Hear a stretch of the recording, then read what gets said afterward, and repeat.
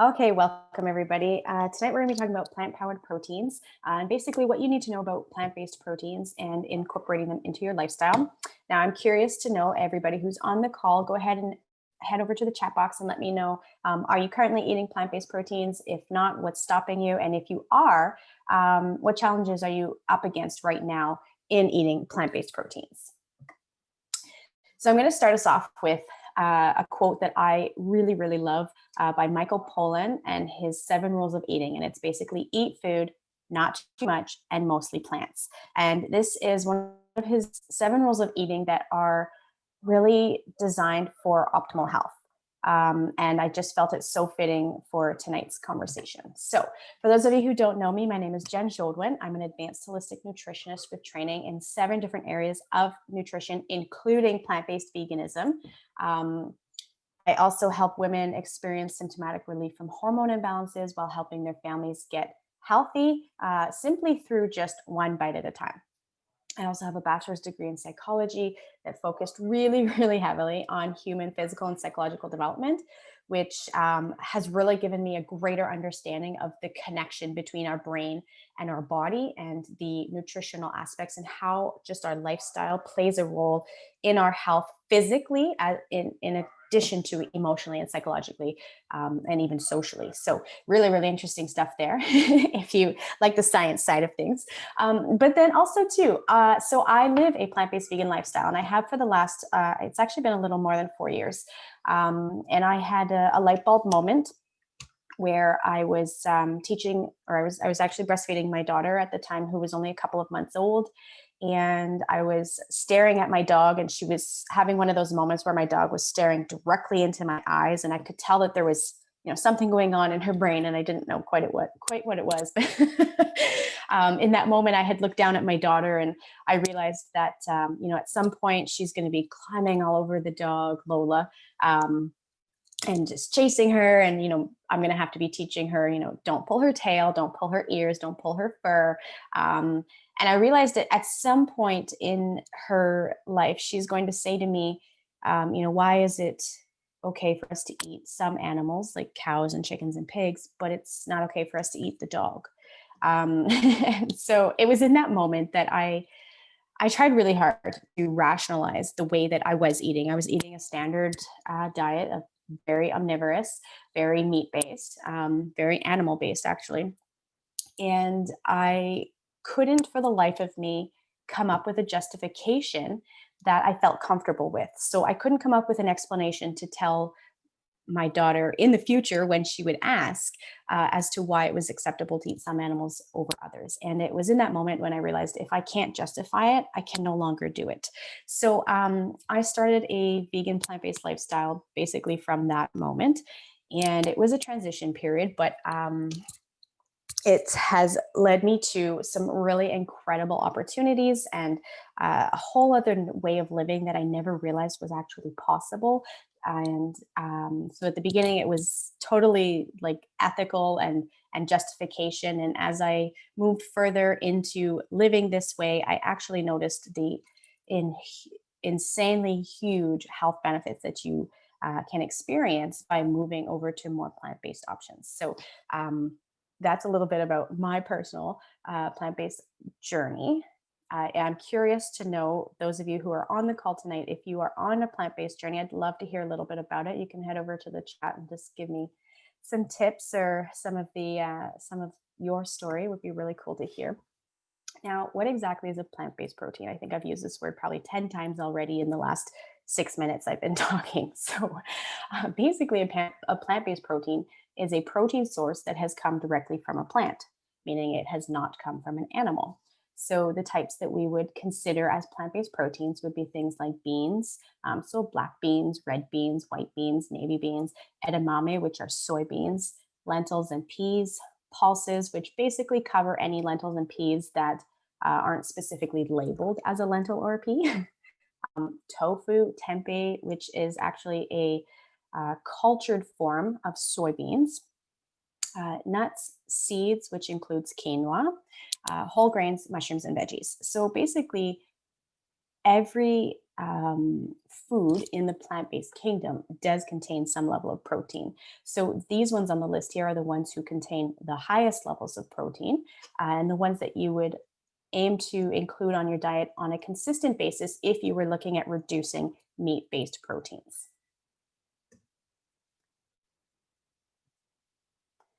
So, how are they different from animal proteins, right? There's a couple of ways, and I'm going to explain it simply first right here. So, I know a lot of us, when we start moving into plant based diets and lifestyles, everybody says, well, where do you get your protein?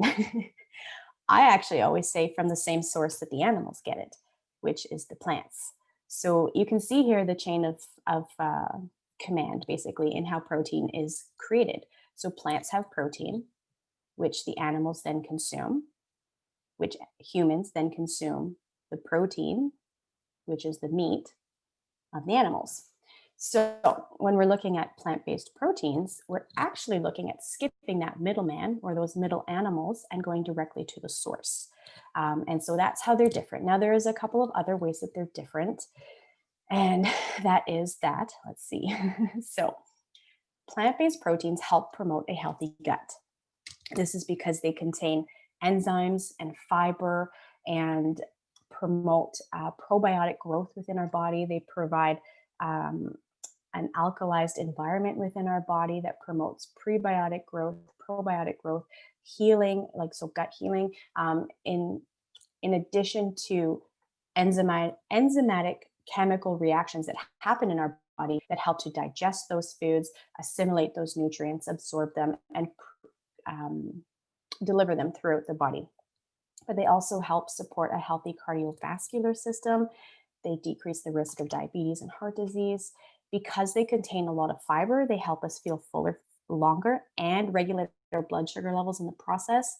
They're incredibly inexpensive. So last night in Ask the Nutritionist, I actually talked a little bit about how plant-based proteins were one of the three reasons that I recommend to people to try more plant-based proteins is the cost. They are incredibly cost effective. And I think we worked it out yesterday quickly that basically 1 pound of plant-based cooked proteins is about 50 cents. And you definitely couldn't eat for that price point if you were looking at meat-based options. And then they're also really easy to add to a variety of meals. And I'm going to talk a little bit about how you can do that in a bit. But there is, of course, there's some downsides, just as there is with anything that we have, right? So they don't contain a complete amino acid profile. Now, what does that mean?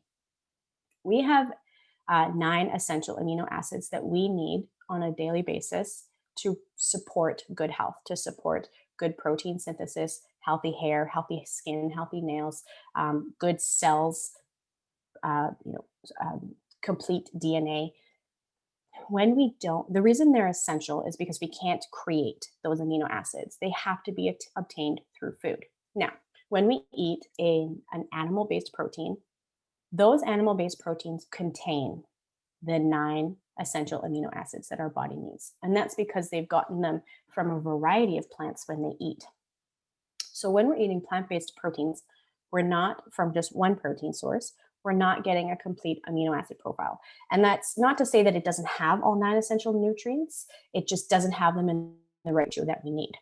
But I'm going to talk a little bit about how we can fix that. So don't worry. Also, they can, for some people, provide some gassiness and bloating. And again, I'm going to offer some tips on how you can reduce that. They do also contain some anti-nutrients that can make it difficult to absorb healthy nutrients. So they, for example, calcium, chickpeas, white beans, black turtle beans, those are all really high in calcium, but the calcium is not readily absorbable in plant-based sources. And that is just simply because there's an anti-nutrient that kind of blocks our ability to absorb that calcium. So again, I'm going to talk about how to overcome that in a little bit. And they can sometimes take a long time to prepare if you are buying them dried, which I always recommend for cost-wise, health-wise, reducing waste even.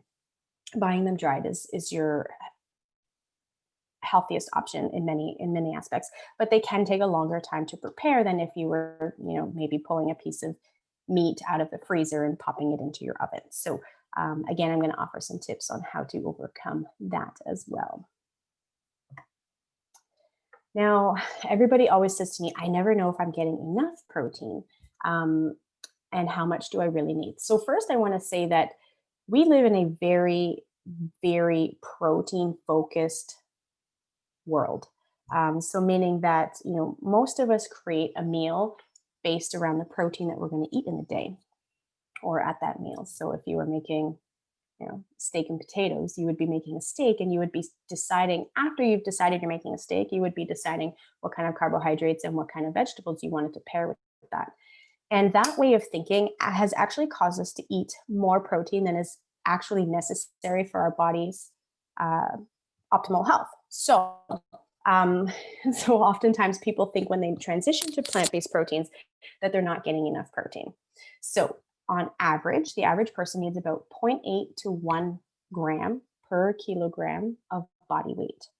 So you can see here, it simply translates, if you're 100 pounds, you roughly need 36 to 45 grams of protein a day. If you're 150 pounds, you need 56 to about 68 grams per day.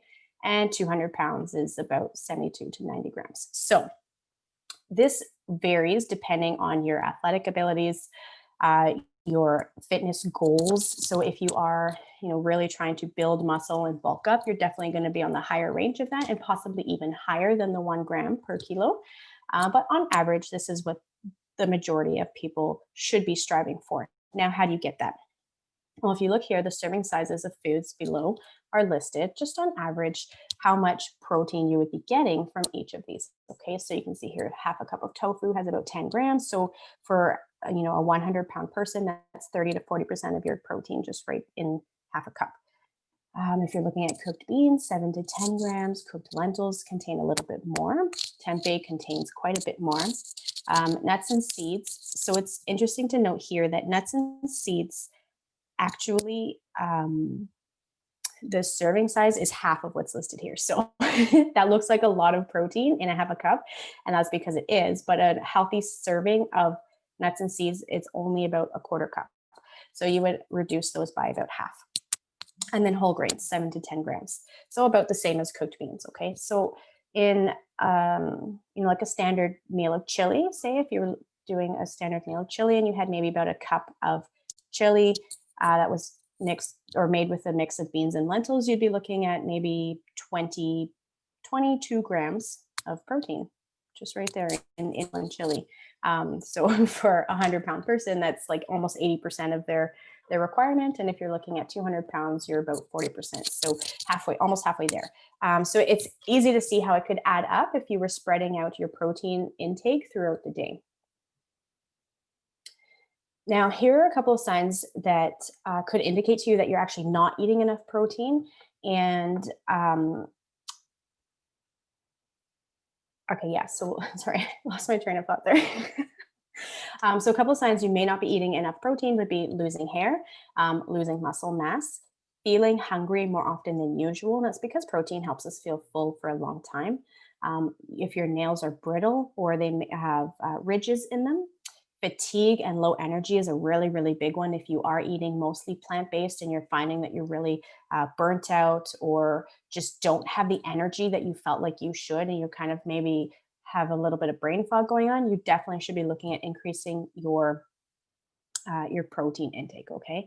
Low iron levels. So again, that ties in with fatigue, because when we have low iron levels, we do tend to be a little bit more fatigued and just down, like we just don't have energy.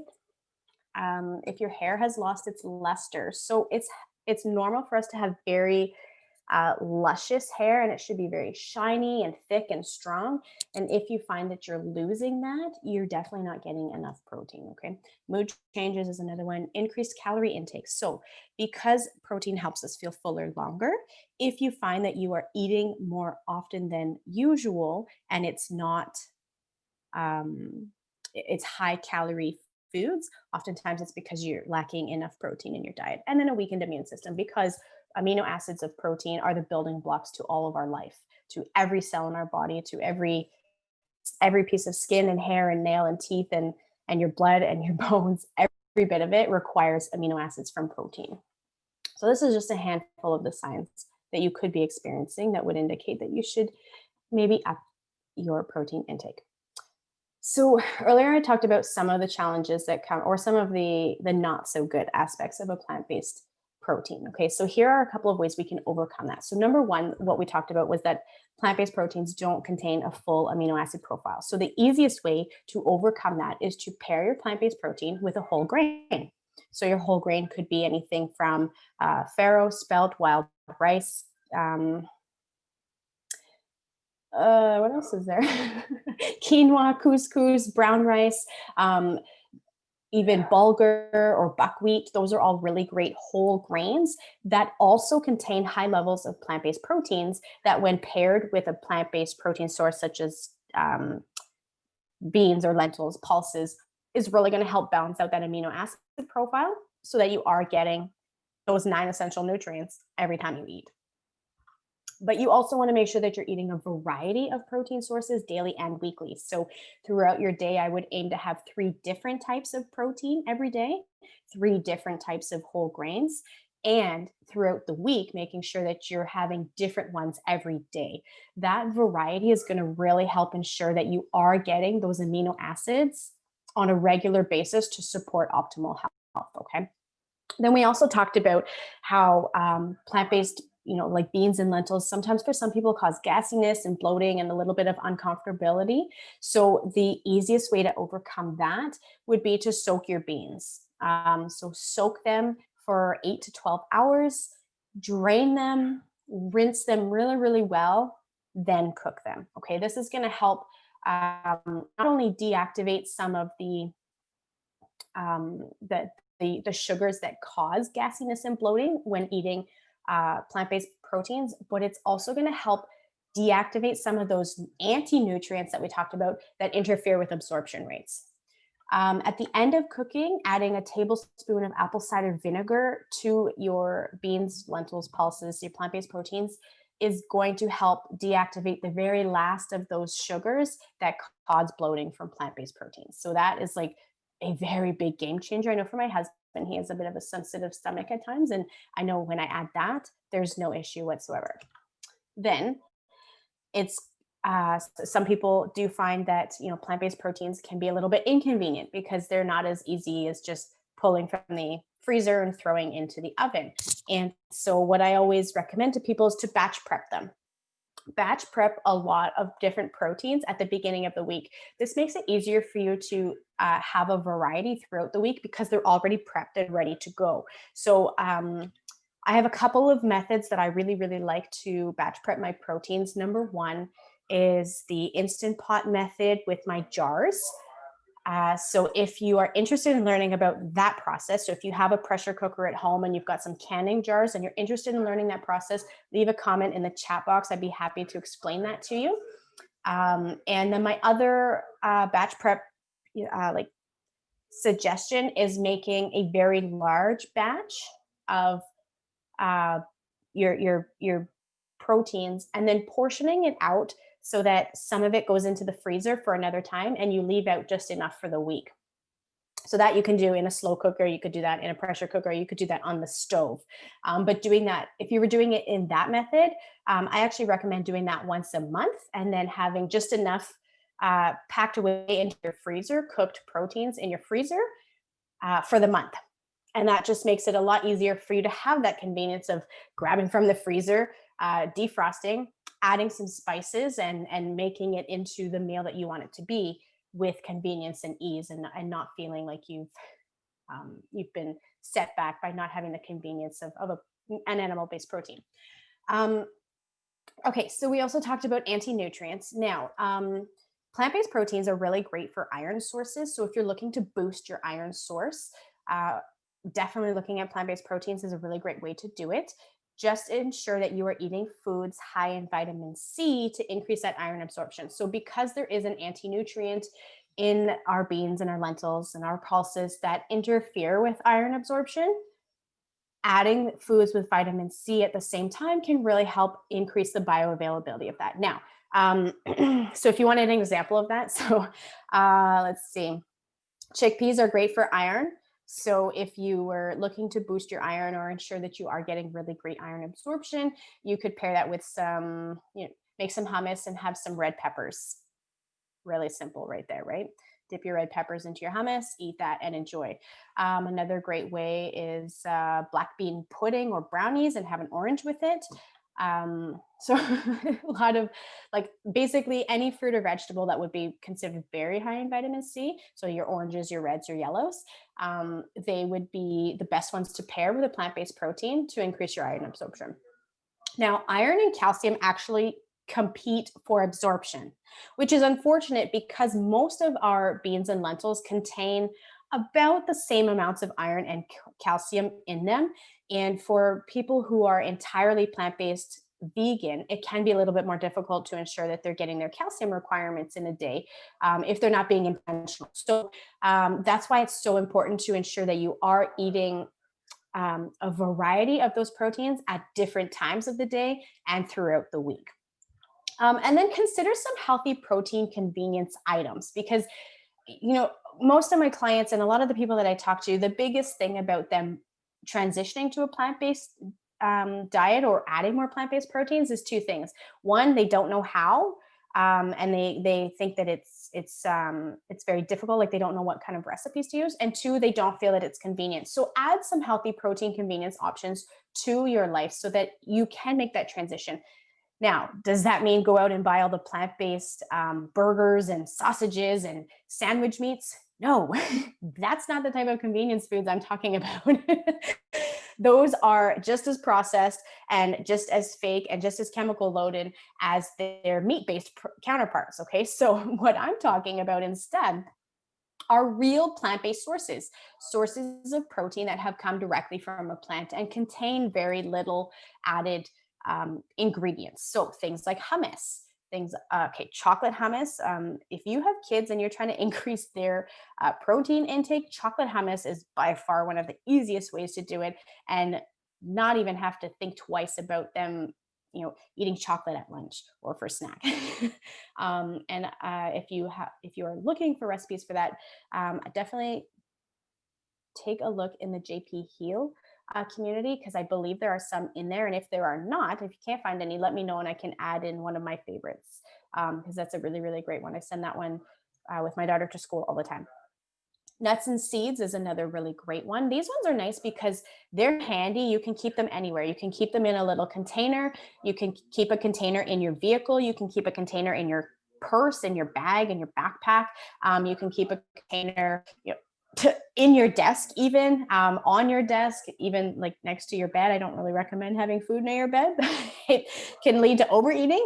But basically, that's really nice because they don't spoil. They don't need refrigeration, and yet they contain a powerful punch of protein in a small amount of serving. Right, a quarter cup for nuts and seeds, and that's like almonds, cashews. What's that other one I really love? Okay, almonds, cashews are really great. Peanuts, of course, is another one as well. I usually generally personally stay away from peanuts, but that's another one as well.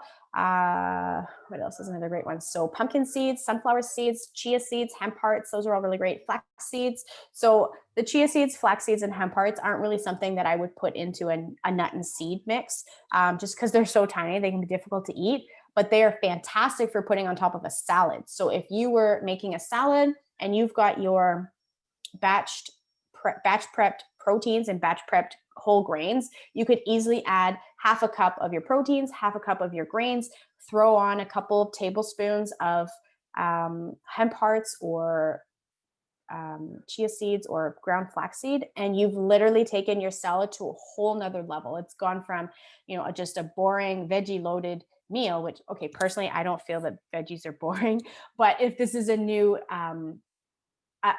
journey for you and you're really just kind of getting into it, having all these proteins and these whole grains prepped really makes it easy to increase that variety, right? Because every day you could have same salad base, but a different grain and a different protein and then different seed toppings. And you've literally taken that salad from, maybe like a very bland experience to a high level nutritional punch that's really going to deliver a ton of nutrition to you and not have you feeling really heavy and bloated and full and sleepy. Instead, you're actually going to feel really energized and really good and fresh. So nuts and seeds are a fantastic way to do that.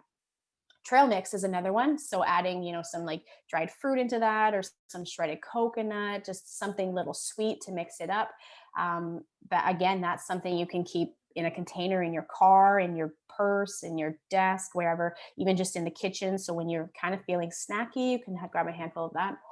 Plant-based milks are another really great option. So there's always soy milk and oat milk, cashew, coconut milk doesn't really have a lot of protein. Um, but there's quite a few plant-based milks on the market that contain anywhere between 7 and 11 servings or 11 grams of protein in 1 cup. So if you were making your smoothies, you could easily add 1 cup of plant-based milk, and you would take your smoothie from maybe 10 to 15 grams of protein up to almost 25 grams of protein. So really elevating the level of your smoothie right there just by changing out your milk. Pre-cooked beans and lentils. So like I mentioned earlier, I generally recommend using dry beans and lentils and cooking them at home. But if you really need to have some convenience at home, definitely buy them canned. They're pre-cooked. You just have to drain them, do a really, really great rinse with them, and then use them in your recipes. This is going to add that convenience to your life so that it is easier to add these components to your diet on a more regular basis. Black bean dip is another really, really great one. I really love black bean dip. Nut and seed butters, so almond butter, cashew butters, peanut butter, wow butter, sunflower butter, pumpkin seed butter. Tahini is another really great one. Tahini is fantastic for boosting your calcium as well. So those are some really easy ways. And so when it comes to nut and seed butters, 2 tablespoons. That's a serving. That's it. So really easy ways. I mean, you could easily throw 2 tablespoons of a nut or seed butter into your smoothie and elevate the level of protein even further, right? And then one of my favorite ways of adding more convenient plant-based protein is actually the complete protein powder. Now, if you haven't heard of it, it is a vegan plant-based protein powder. It contains incredible food, okay? Broccoli sprouts, radish sprouts, alfalfa sprouts, chickpea powder, millet, which is a whole grain, quinoa, which is another whole grain, and actually happens to be a protein as well. So quinoa and edamame, soybeans, happen to be the only 2 plant-based proteins that contain the complete essential amino acid profile. Okay. Meaning that those are ones you don't have to pair with whole grains to get all of that amino acid profile. Amaranth, again, another whole grain, pea protein, rice protein, water wash soy, mushrooms. So the mushrooms actually contain vitamin D, which is something we all need in North America. But you can see here, like, look at all of that food, those plant-based foods and proteins in that, right? So this is a really, really great powder or protein powder to add to your diet to have that plant-based convenience, okay? 13 grams of protein in 1 serving, 8 grams of fiber. That fiber is going to help stabilize your blood sugar so that you are full for a long time, but not heavy, and you don't have an energy crash. So you're going to have a really great sustained level of energy throughout the day while you are metabolizing this simple, easy, convenient plant-based protein. So of course, right now I have to mention, you can actually get 15 servings of this protein for just $5, which is an incredible, incredible opportunity for the high level of nutrition in this convenient protein. Okay. So how can you do it? By registering in the Healthy Starts program. So when you register, you actually get this amazing recipe book to use that protein powder. And the Healthy Starts program is really, really fantastic. Okay, so for those of you who don't know, the Healthy Starts program is all about helping families get healthier through simple steps. And it starts with the Juice Plus capsules. So for every adult order of the Juice Plus capsules, one child gets their capsule or gummies for free. Okay. So you can see here the capsules themselves contain over 30 fruits, veggies, berries, and grains. And then, of course, there's the vegan omega as well, which totally skips the fish and has an entire blend of omegas 3s, 5s, 6, 7s, and 9s to support whole body health as opposed to just one aspect, right? Now, You can see here there's a huge variety of fruits and vegetables that most of us truthfully don't eat on a even monthly basis, if we're being very honest, right? Most of us are probably only have maybe 5 of those on a weekly basis and probably a handful of them on a daily basis. So increasing the variety of the fruits and vegetables in your diet through a very easy and convenient capsule can be a great way of boosting your level of health. So you can see here, it's very unique. It is just food inside those capsules. It is not a multivitamin. It has a food label. It's made with non-GMO ingredients, vegan, kosher, dairy, and gluten-free. But it's also third-party tested and certified that what's on the label is exactly what's in the bottle. So there's no banned substances, and it's even NSF for sport certified, meaning that professional athletes can take this without concern in terms of their performance, okay? But it's also the most the most researched nutritional product in the world, which for me personally as a nutritionist is a really big deal. Knowing that there are, over 35 peer-reviewed published gold standard studies at top level universities showing that the capsules are positive and the powders are positively influencing our body and our health at a cellular level. So what are they doing? Because we just said they're not a multivitamin, right?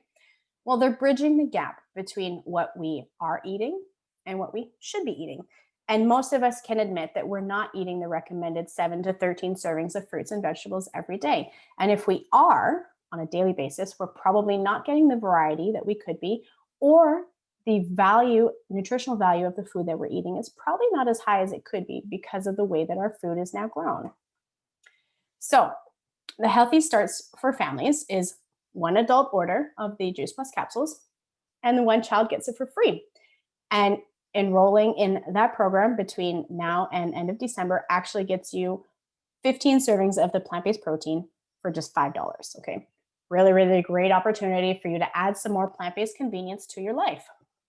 Now, the Healthy Starts program or study, basically, you can see here that parents are reporting huge changes and shifts in their families and their children's health. So 71% of children are consuming less fast foods and soft drinks. 61% are eating more fruits and veggies.